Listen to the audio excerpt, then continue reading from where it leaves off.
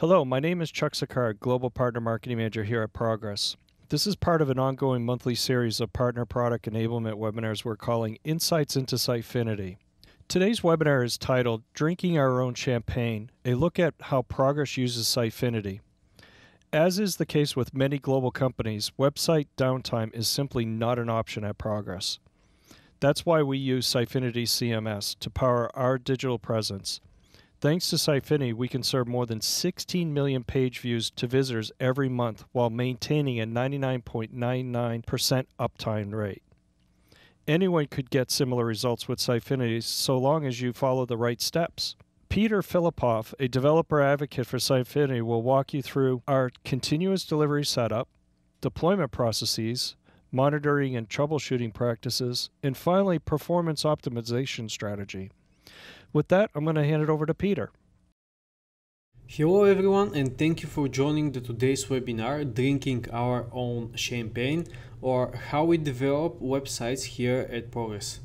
My name is Peter Filippov and I'm developer advocate for Sitefinity. You can find me on Twitter, Peter_S_Filippov. So if you want to be updated with the latest Sitefinity news, please follow me there. I want to share with you a story what the Sitefinity web servers are doing after a busy day. Usually the Sitefinity web servers, they go out to a bar and have a drink, for example a glass of champagne. They enjoy it and after they leave. And especially after updates, when there is a hard work, the servers are following the same flow. They go out, have a drink and leave happy. But sometimes the flow is a little bit different. They go to a bar, they try to buy a drink, but the bartender doesn't give them a drink and they leave upset. So with this story it's very obvious the reason behind this, and it's because the web developer forgot to enable the cache of the web server, and that's why they weren't able to buy a drink. During the whole presentation I will try to share ups and downs and what we did in the past here at Progress, and what are the practices that we have now and how we deploy now and how we develop the websites internally. Here is our agenda for today. First, I'm going to show you some interesting statistics about our websites, how many views we have, and what is the uptime. After this, I'll go into the details how we reinvented the continuous delivery. And next will be the deployment process. And of course, monitoring and troubleshooting is something that is required for every serious development. And at the end, I'll share the performance optimizations that we do here and some general ones. So let's start. Here in this section, I'm going to show you the numbers of our views and the uptime and why this is important for us. If you see this table, you'll notice the tremendous amount of views that we have every month. The Telerik.com website is the most visited one. After this, Progress.com, NativeScript and Sitefinity. And the interesting part here is the uptime of all of those sites, and it's more than 99.9%. For our business, it's very crucial to be up all the time because we have customers in all of the time zones in the world. So it's not possible, for example, just to take down the website during the night and make some updates and start it again after an hour. This is just not possible. The funny story here is that before the acquisition of Telerik, Progress used a different CMS for their website, and once migrated it to Sitefinity, now the uptime is 100%, and I'm not kidding. This is true, and we have the data. So if someone doesn't believe this, I'll get the data to him. The next question here is what resources we have to maintain and develop those websites and the new ones that we have. So our team is from 21 people, including developers and QAs. They are delivering new features and bug fixes all the time, and we have many deployments per month, and we have more than 20 active backend users. So we are pretty busy developing our infrastructure. As I showed you the numbers, it's possible to have 100% uptime, and this is very important for businesses that are relying on Sitefinity to be assured that it's possible to use Sitefinity and have this uptime, because now it's one of the main prerequisites for a business is to be working all the time. It doesn't matter at what time during the day. About the continuous delivery setup, I'm going to cover what we did in the past, what kind of processes we have, and what we did after this to reinvent the whole continuous delivery setup. So what we did, we had Telerik.com, Sitefinity.com in the past, and of course we had an IT administrator who was taking care for the websites. And usually we go early in the morning with the whole development team, and we just gave to the IT administrator a little gift with features that needed to be deployed on the websites. And the process was pretty straightforward.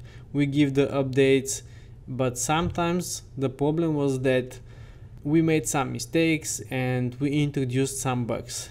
And what we did, when we found out that something is not working, we try to fix it again. And sometimes this leads to just a chain of fixes, and it was a nightmare for the IT administrator, and he became frustrated because we were doing this all morning, update after update. The IT administrators, they become very protective, and of course they said to us that we need to come up with a list of rules and make a better process how to deploy on the websites. And this upset the developers because usually they want to do whatever they want. And what we did, we just realized that we need something that has lower risk, and we need also fast time to market. We need better quality, and we need to lower our costs, because at the beginning it was when we introduced a bug, we spent a lot of time fixing the bug, and after this all the team was there and the IT administrator was working on this, so a lot of resources were involved into the whole process. And we just realized that we need to have better products, and at the end of the day we wanted everyone to be happy, because having problems in production is very stressful for all the team. And we all came to the conclusion that we need a continuous delivery process. We reinvented the whole concept at our own. Something that is very important for when you develop with Sitefinity is the flow of your code and the database. I always emphasize on this because the code should go from development environment to the production environment, and when we speak about the database, it should be the opposite. The database should go from production to development. That's how you can code your features against the latest state of the database.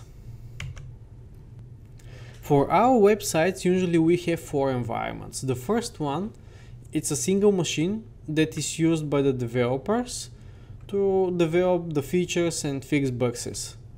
The developers are executing the tests, they are making also manual testing, etc. Everything is pretty straightforward.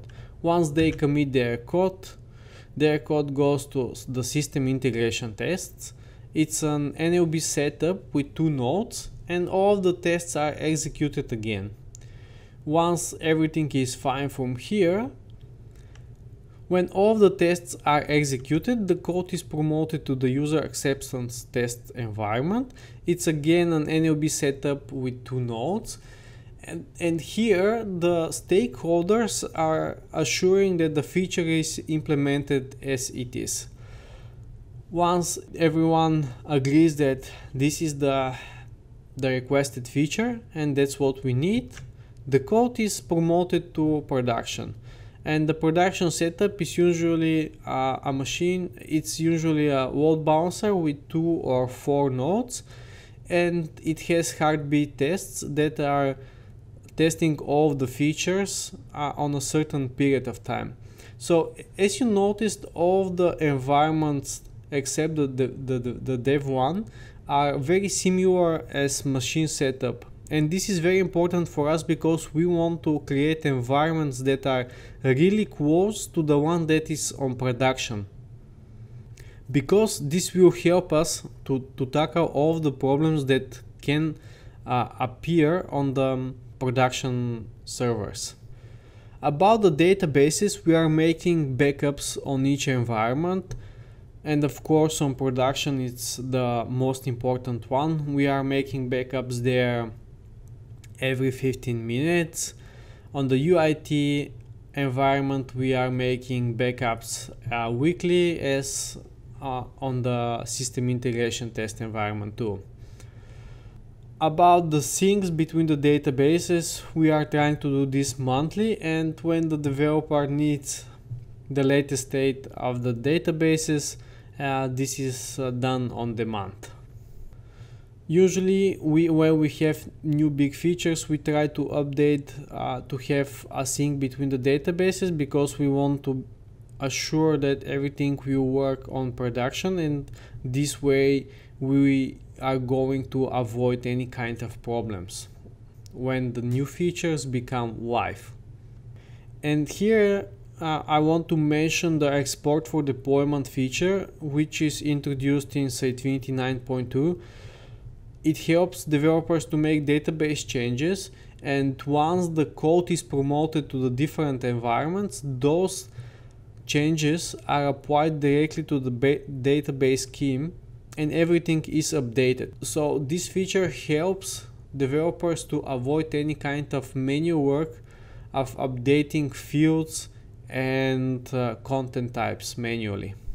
And usually the flow is from development to the all other environments.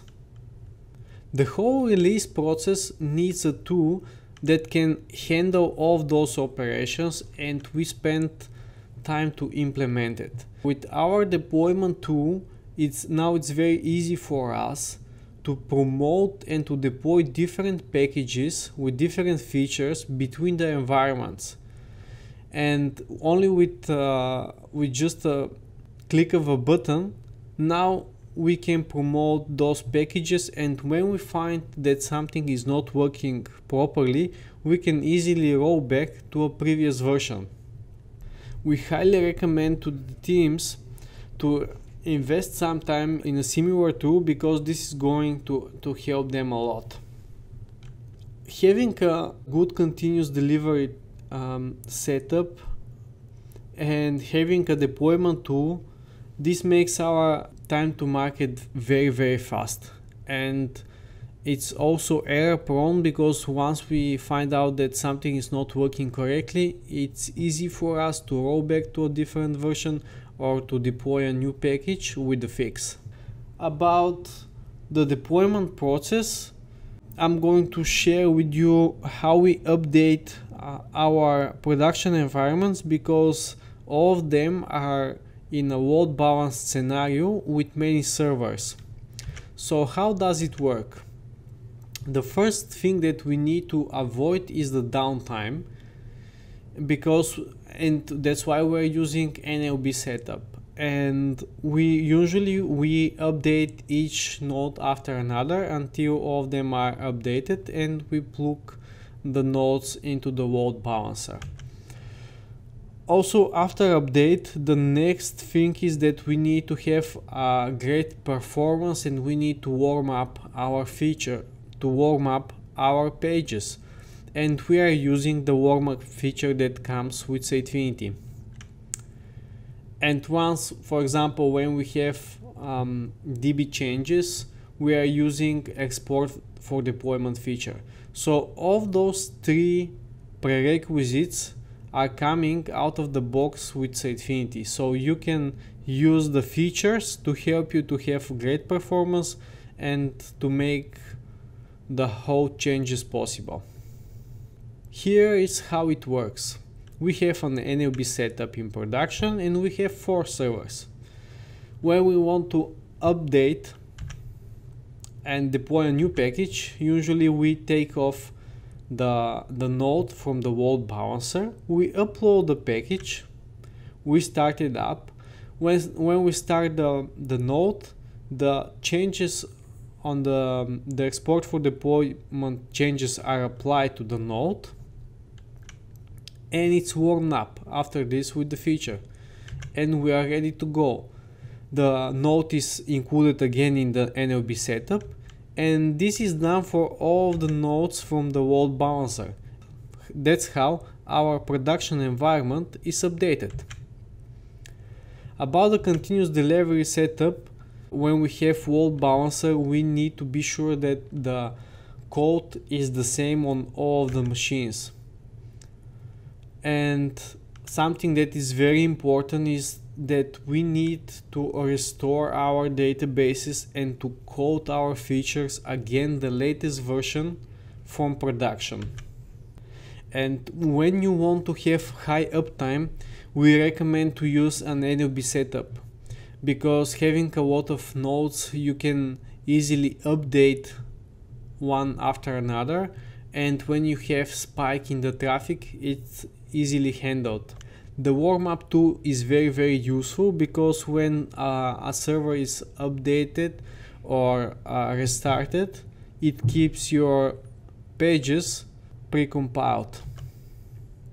And again, the export for the deployment feature is very useful when you want to have DB changes to all of the environments, and those changes are done through the code and they're not done manually. The benefit of the deployment process is that we have high availability. The monitoring and the troubleshooting is very important when you have many environments and you want to be sure that everything is working fine during the whole process, because sometimes it's not enough to have the website running. You need to test your features that are running 24/7. For example, we have heartbeat tests that are running with Jenkins and our Test Studio. Test Studio is another product from our portfolio, and those heartbeat tests are testing specific features of the website, that how they are working. For example, the authentication and the downloads. It's very important for us as a company, all of the downloads to be working all the time. Also, we are using Pingdom to request a specific web pages, and we are looking for a specific response in their bodies and for specific text, for example. This way we are sure that the page not only it's returning 200 OK status, but we are sure that everything on the page is loaded properly. With Pingdom, it's possible to see what's going on the website, from where the requests are coming, and it provides more useful information to make different conclusions about the traffic of your users. Our websites are having tremendous amount of visits every month, and we are using Zabbix to monitor what's going on with the servers and how they are working, because for us it's crucial those servers to be up all the time, and we cannot afford some of the servers to go down. And here are some graphics about all of the 4 nodes that are in production.